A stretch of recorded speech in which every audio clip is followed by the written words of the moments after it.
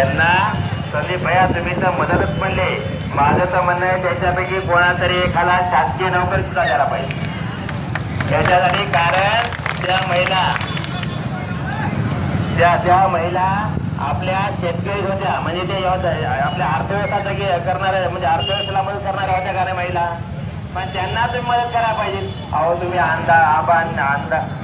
अंबानी अदानी यांचे कर्ज न मागता माफ करायले. अहो मुकेश अंबानीचा भाऊ तो अनिल अंबानी, त्याची कंपनी म्हणजे आता या 10-15 दिवसाची गोष्ट आहे की सरकारने त्याच्या कंपनीचा 800 कोटी रुपये कर्ज माफ केले. आणि या 10-15 दिवसापासून तुम्हाला पतंजली माहिती आहे, पतंजली याचा न मागता टॅक्स 128 कोटी रुपये त्यांनी माफ केला. त्यांनी मागितलं नाही, कशामुळे ते परिचार करत आमचा काढचाल आणि आपण इथे झेंडे उतरायचे का त्याचे, डेअरीवाली माणसं आपण सुद्धा दल करायचं. तुम्ही आले का, तुम्ही तुमच्या बाहेर जा म्हणायचं. आपण सुद्धा कोणाचा हे व्हायचं नाही. कारण आपल्या जर मालाला भाव भेटला तर आपण काय करू शकतो, आपल्याला ते व्हॅल्यू आपल्याकडे पैसे येतील, आपण बँक चालू.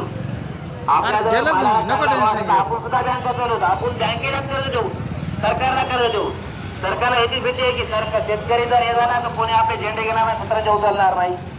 म्हणून आपल्या रसातळाला आपला शेतकऱ्याचा पंजाब मध्ये आपले बांधव 700 बांधव जेव्हा आता आपल्या म्हणजे मृत्युमुखी पडले त्यावेळेस कुठं त्याला कुठं सरकारनं कायदे मागे, तसंच आपल्याला कुठंतरी मोर्चा करायचा. आपण म्हणणं की आपले बळी जावं म्हणून, आपण बळी जायचं नाही, आपण बळी घ्यायचं. आपण बळी घ्यायचं ना, आपल्याला बळीराज्या. आपण